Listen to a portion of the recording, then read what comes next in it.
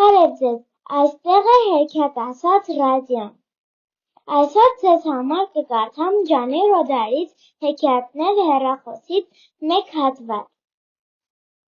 Մանուշակը հյուսիսային բևեռում։ Մի առավոտյան հյուսիսային բևեռում սպիտակ արջնոթում զգաց մի տարօրինակ բուրմունք և դրա մասին ասաց մեծ արջին, իսկ փոքր արջը նրա դուստերն էր։ Ինչ է նորից, ինչ-որ արշավախումբ է եկել։ Սակայն պարզվեց, որ ոչ մի արշավախումբ էլ չէր եկել։ Արջուկները մանուշակ էին գտել։ Նա շատ փոքրիկ էր, դողում էր ցրտից, բայց շարունակում էր տարածել իր բույրը, որովհետև դա նրա պարտականությունն էր։ Մայրիկ, հայրիկ, բացականչեցին արջուկները, ասում էի չէ, որ ինչ-որ բանային չէ։ Առաջինը նկատեց ընտանիքի հայրը։ Սպիտակ արջը, ըստ իս, դա ձուկ չէ։ Ես համոզված չեմ, ասաց մեծ արջը,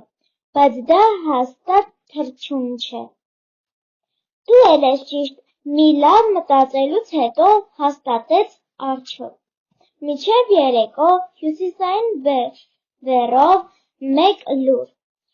տարածվեց։ Մի փոքրիկ տարօրինակ մանուշակագույն արարած է հայտնվել սառցե անապատում, կանգնած է իր միակ ոտքի վրա և տեղից չի շարժվում։ Մանուշակը տեսնելու համար եկան ծովափղեր և փոկեր, Սիբիրից եղջյուրներ, Ամերիկայից մշացուլեր, իսկ ավելի հեռավոր տեղերից եկան նաև սպիտակ աղվեսներ, գայլեր և ծովային կաչաղակներ։ Բոլորը հիանում էին անծանոթ ծաղկով, նրա դողացող ցողունով բոլորը մեծագույն հաճույք էին ստանում նրա բույրից։ Նրա բույրը բավական էր բոլորի համար, ովքեր գալիս ու գալիս էին հեռու-հեռուներից։ Եթե նա այդքան շատ բույր է արձակում, ասաց փոկը, ուրեմն պետք է, որ սառցի տակ մեծ պահուստ ունենա։ Ասում էի չէ, բացականչեց սպիտակ արջը, այստեղ մի բանային չէ։ Իրականում նա այդպիսի բան չէր ասել, սակայն ոչ ոք դրա մասին չհիշեց։ Մի ձայն, որից ուղարկել էի հարավ տեղեկություններ հավաքելու, վերադարձավ և պատմեց, որ այդ փոքրիկ բուրավետ արարածը կոչվում է մանուշակ և որոշ երկրներում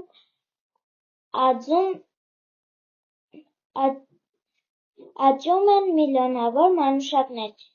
Ինձ համար դա նորություն չէ, ասաց փոկը, հարցն այլ է. ինչպես է այս մանուշակն այստեղ հայտնվել,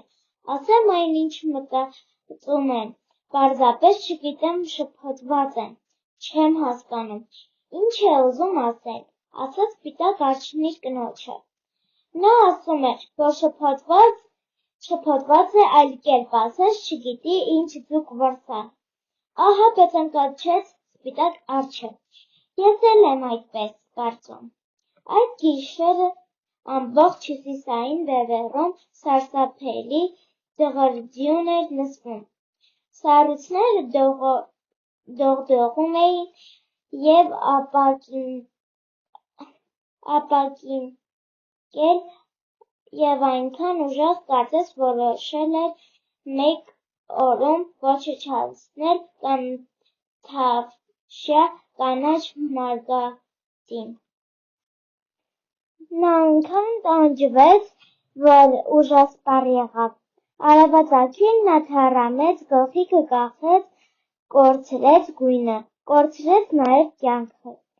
Եթե փորձենք մեր լեզվով ասել այն, ինչ Նա հավանաբար մտածեց մեռնելուց առաջ, ապա դա կհնչի մոտավորապես այնպես. ահա ես մեռնում եմ։ Ստեսյուն, այսօր այսքանը։